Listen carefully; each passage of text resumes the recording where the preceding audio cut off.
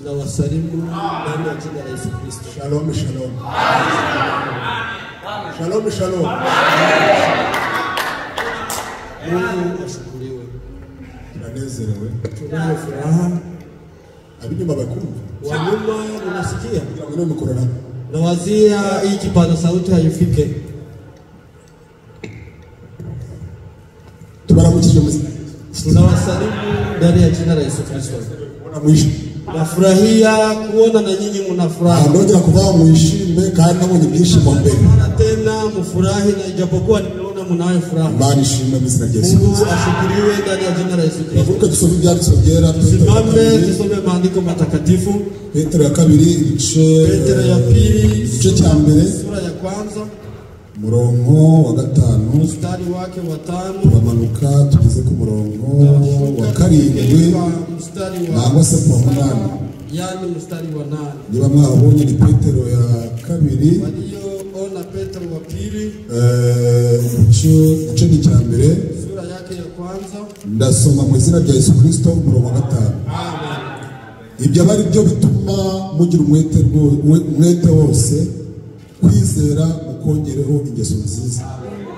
Ingeso nziza muzongereho kumenya mukongereho kwirinda mukongereho kwihangana mukongereho kubaha Imana mukongereho gukunda bene data mukongereho urukundo. Ibyo nibiba muri mwe bikabagwiriramo bizatuma mutaba abanyabute cyangwa ingumba mu byo kumenya neza umwami wacu Yesu Kristo. Waramaye we.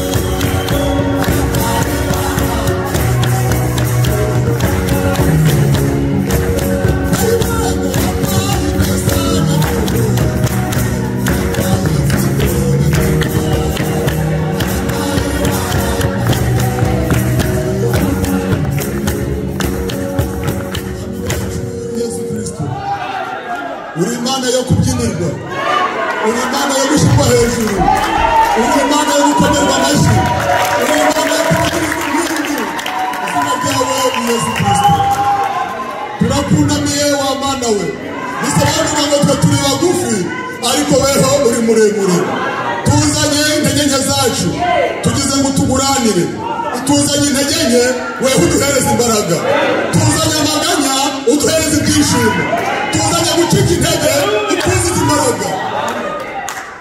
Bigushimishe mushiki wanjye wateranye amaraso ya Yesu amutwikira. Bigushimishe abagaragu bawe bateranye amaraso ya Yesu adutwikira. Bigushimishe kuko umugabo ategeka mu rugo rwe agashyiramo imyanzuro, ngewe nanze iki, ngewe nkunze iki, ngewe nshaka iki. Turaguhaye karibu Mwuka Wera, ngwino udutegeke, ushyire gahunda mu nzu yawe kugira ngo ibyo ushaka bwacu bupfe, ibyawe abaryo bigerwaho. Emera wiheshe icyubahiro, ubohore imitima kandi bitume ibyumba bikiri mu mwijima Imana ibimurikira itabaza. Emera baje bihebye ubahumurize. Ufite ibibazo byamunaniye akajya ku baturanyi bikananirana, akabaza abapasiteri bikanga, akareba hirya no hino agakebaguza. Ariko Dawidi yaravugaga ati nduburira amaso yanjye ku musozi, hajya gutabarwa kwanjye kwa bahere, gutabarwa kwanjye kwava ku Uwiteka. Ubwaje niwe hagana nawe mubere igisubizo mu izina rya Yesu Kristo. Twirukanye ubukonje, twirukanye Satani n'abadayimoni be kugira ngo baneshe. Mana we, turi mu minsi yo gusezerano ku isi, twagize ngo tubumbire nanone hamwe, uduteranirize hamwe mu mwuka wawe, utubwire ibigezweho. Twarabwirijwe n'abagaragu bawe batubwira yuko amasaha azagera tukava hano muri Kentucky tukaguruka batureba tukagenda tukagusanganira mu kirere wa Mana. Ariko imbaraga zo kugusanganira zikomoka he? Zikomoka mu magambo tumaze gusoma. Aya magambo yahumugisha n'abarayavuga n'abarayumva tubisabye Imana mu izina rya Yesu Kristo. Mu izina rya Yesu Kristo. Kristo. Somya magambo meza meza. Yasoma maneno matamu sana tena sana.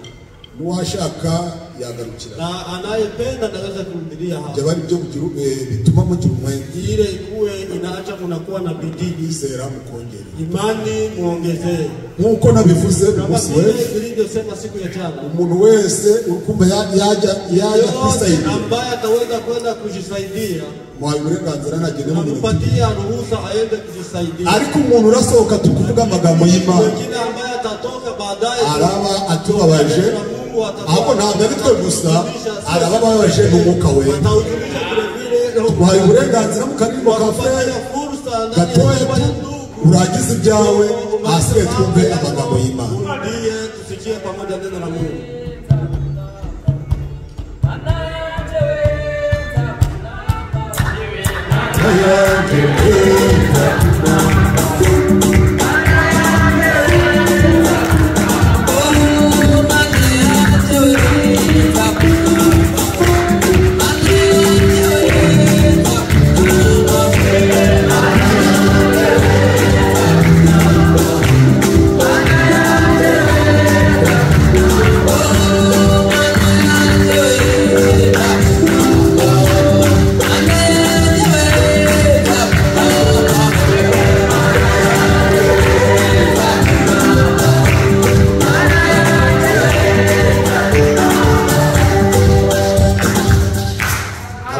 Bose baraba bakuza tubaramukije mu izina rya Yesu Kristo. Turanezerewe cyane kubona twongeye guterana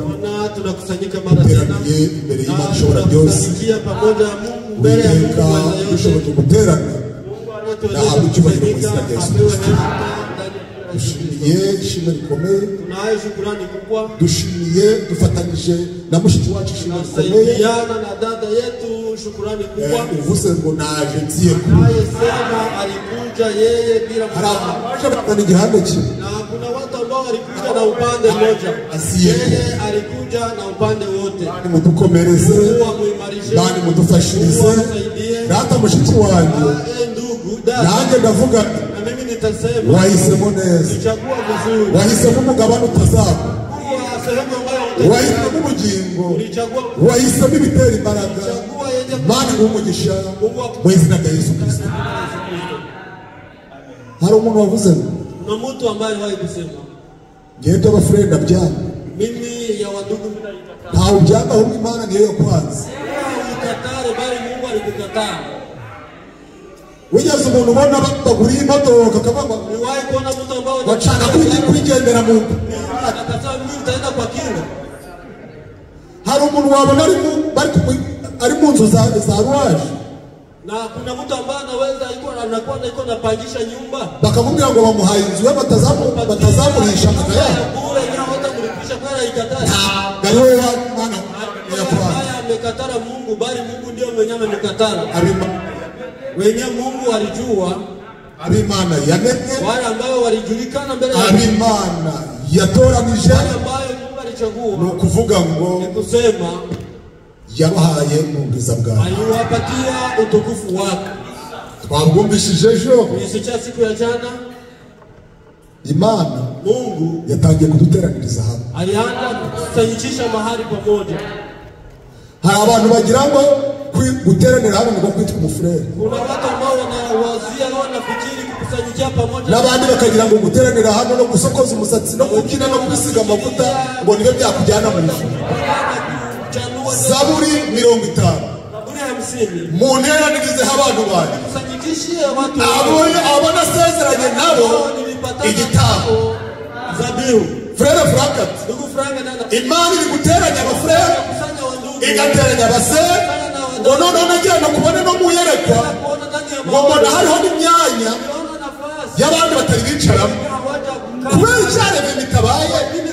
nuko hari umuntu utari wafata umwanya ariko Musa yawufata areve mwanya irahita ko iba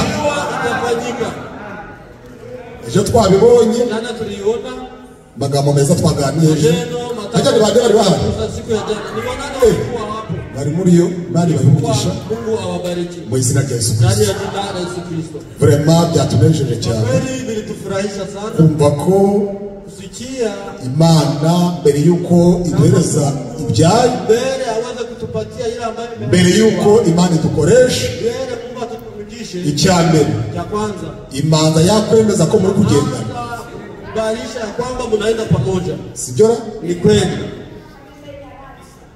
Yesu wagenda mu nzira wagire ni wazagwamo sasa utaenda ndani ya njia wewe peke hauta uzaba daimoni bari hano hanze na mapepo nyako pale hivi haja ni nduzi buno bubusa ni ndozi buzuki ni nani ambaye anajua ile tunutunu yabwirunza hano hamwe nubwo wize matematika bashobora kububa imeshindika fasi moja hata kama unifunga uko ni kwa daimoni bangana baduhiga ndio vile wapepo ambao wanatuwinda ariko izina rya Yesu jina la Yesu bibakubita rimwe bose bakagwa hasi uwaruhagaze akagenda ushitse kujaga hafi imbaraga dufite uwatuneshereje mutera mutinya Imana irahari iyagutangije inambeho ikomeze reka ucike intege izakugezayo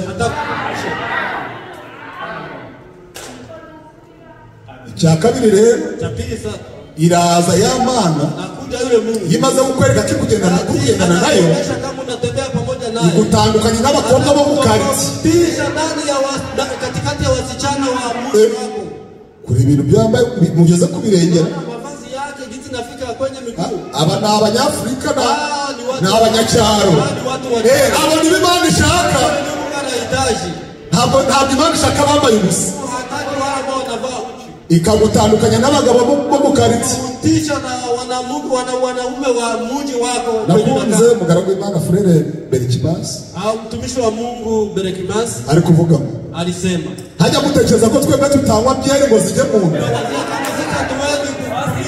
ngo natwe izo byeri ngo zatujya mu nda ariko kubw'umudugudu twarabutswe n'inyama batwegeye na vino igafunguye hatari ambayo nibyo kurya aya mazi atareba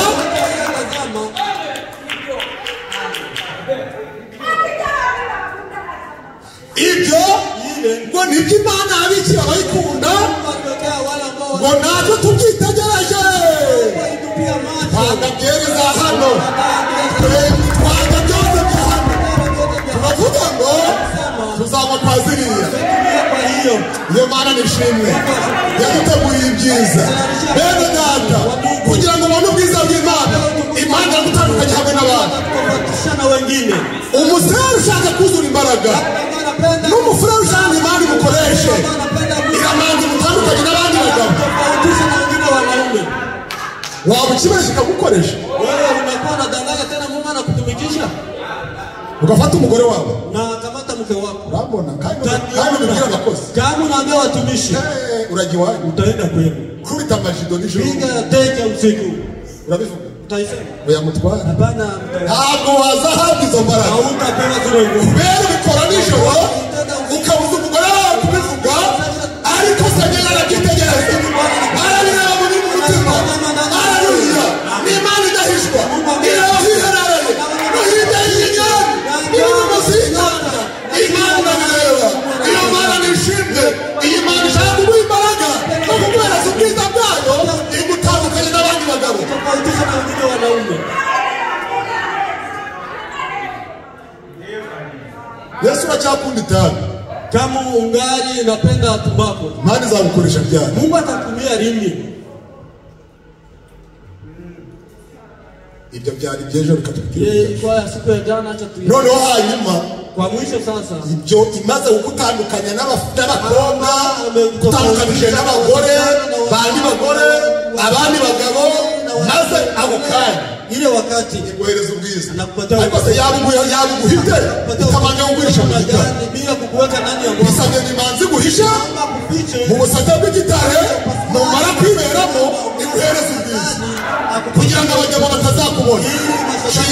turahishwe, shima Imana turarinzwe, shima Imana turi mu gitare, abana ku gitare we, kandi icyo gitare cyari Kristo. Haleluya, icyo gitare cyari Kristo. Naho mu iki gitondo reka amagambo meza bifurije kuyakunda, bifurije kuyakira. N'utari wabatizwa aya magambo aguheshe kubatizwa, n'utari wizera aya magambo agatuma yizera. Murabyemeye? Imana ibahe umugisha mu izina rya Yesu Kristo. Bakumva muri Kristo Yesu dufite amagambo y'Imana. Umugaragu w'Imana Petero aravuze ati ibyo aba ari byo bituma mugira umwete. Ibihe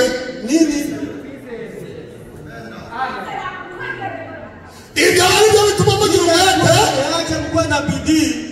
Haruguru ngo kuko twagabanye, kwa kuwa tumepewa. Ukivuga k'akaririmbo twagabanye muri Yesu, twagabanye, twaragabanye. Urupfu ntabwo rukituriho, amaraso ya Yesu aratuvugikiye. Amaraso yaramenwe, turagabanye, tugabanye ijuru turi hano, tugabanye ibyiringiro turi hano, tugabanye kuzuka turi hano, tugabanye kuzuka imbaraga turi hano. Wabiheshejwe nande imigisha yose yo mu ijuru Imana yayisutse muri Yesu Kristo. Haleluya, imigisha yose. Cyokoze mumbabarire aya magambo no gukodesha na kupangisha ni vibaya. Iyo bisa mwana hari iwacu kandi ngelikuwa hapa ni twayagaba gatatu, ungeligawa sehemu tatu, twayagaba gatatu tukodesha sehemu tatu na abantu tubonana ku cyumweru gusa no kuwa gatandatu twagaba posho peke yake. Oya, n'abandi bakozi bazaza babigaburiye yego vuga ko Imana irashaka ku mutima, ariko ndi tuzagera iwacu, tuzagera iwacu natwe tuzaba dufite akanya. Haleluya. Mu gitabo cy'Abatesalonike, mwese tubashimira Imana iminsi yose. Tunashukuru Mungu siku zote, tubasabira uko dusenze, tunawaombea mara tunapoomba, twibuka iteka imirimo yanyu yo kwizera, kazi zenu za kuamini n'umuhati na bidii w'urukundo ya upendo. Abatesalonike igice cya mbere, Abatesalonike sura ya mugira no kwihangana, kuvumilia kuko kwiringira umwami wacu Yesu Kristo, Bwana wetu Yesu Kristo, imbere y'Imana, mbele ya Mungu yacu niyo data wa twese, ndiye baba wa sote. Bene data wa ndugu bakundwa n'Imana, wapendwa wa tuzi uko mwatoranijwe kandi twatoranijwe nayo kuko ubutumwa twahawe butatugeze hari amagambo, ahubwo bwatugezeho buherekejwe n'imbaraga. Pawulo ati ndabashimira cyane, ninawasifia sana. nanjye mvugeni rero ariketaki nanjye ndabashimira cyane. Haleluya. Abandi nibagira hari amagambo, abandi bakubita imiziki bakagira ngo basohoye, bakubita ingoma bakagira ngo basohoye. Kwaya ushindi wanaanza Ese pasiteri we arajyaho ryari? Pasita tumuhaye iminota 5 kuko hari kwaya twateguye. Ntabwo tumanza indirimbo, ahubwo twebwe tumanza ijambo. Haleluya. Kandi iryo jambo niryo riduha imbaraga rikatwinjiza hirya. Haleluya. Imana yaduhaye muyikomera amashyi mu izina rya Yesu. Twaragabanye. Haleluya.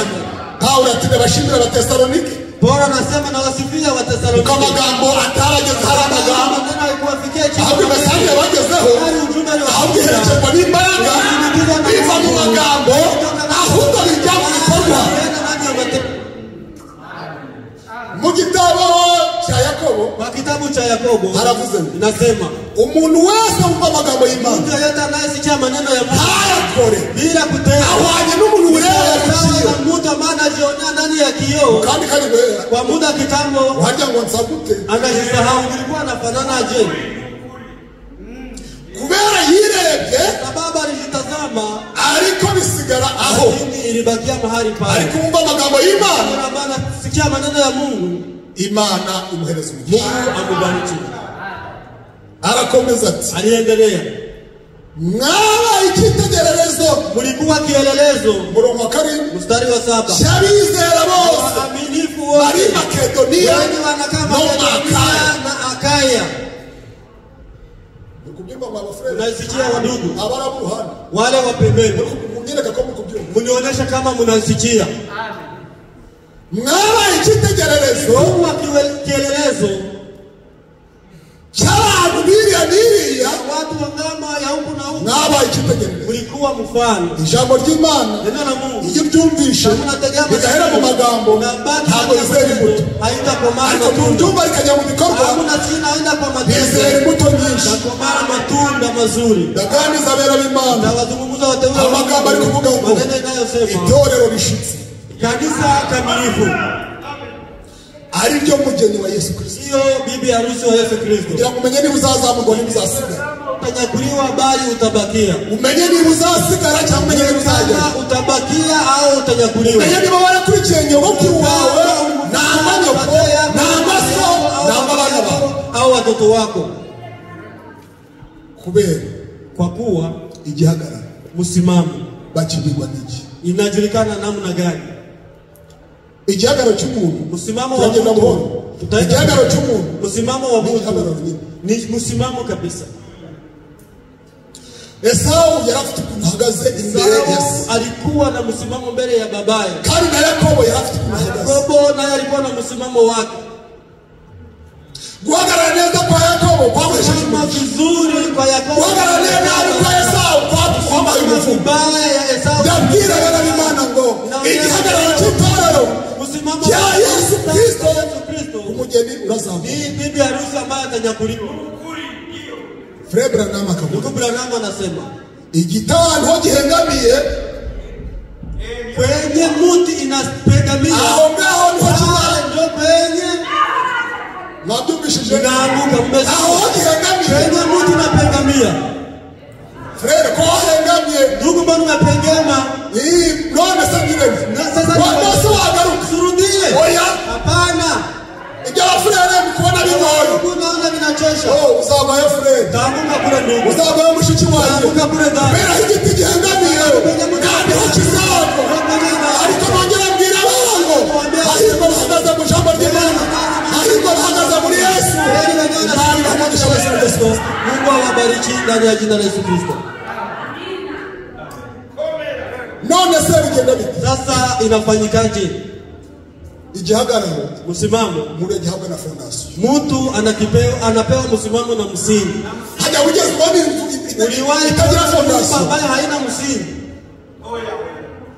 inzu yose ihagarara Ambayo yote inasimama wakati nakuwa na msingi. icyo cyatumye Yesu yavuze y'amagambo ati Yesu alisema maneno mu gitabo cya Matayo aravuga ati, sema umuntu wese wumva amagambo yawe yote anayesikia maneno yake ntayakomeze bila kuyashika azahura n'umuntu wafashe atakuwa inzu na mtu ambaye ayishinga ku musenyi, anajenga juu ya mchanga, maze ibira biraza, wimbi ikakuja, imivu iratemba, mito inatiririka, yatsi biraguye, ile nyumba ikaanguka, kandi no kugwa kwayo na anguko lake yabaye ilikuwa munini. kubwa sana. Ariko umva amagambo yanjye Yule ambaye anasikia maneno yake akayakomeza akashika akayashyira mu bikorwa, azahura n'umuntu atafananishwa na Mungu wubatse ku butaka. ambaye alijenga kwenye mwamba, ile mwamba ya Bari jana. bafite igitare cyabaherekezaga cyabanywegaho amazi, kandi icyo gitare cyari Kristo. Mwamba ilikuwa Kristo. Mureke gushinga imiganda yanyu mu musenyi, Acha ahubwo imiganda yanyu muyishinga muri Kristo. kujenga Ibyo abafurere bazakomera n'abasore bagakomera. Yewe aya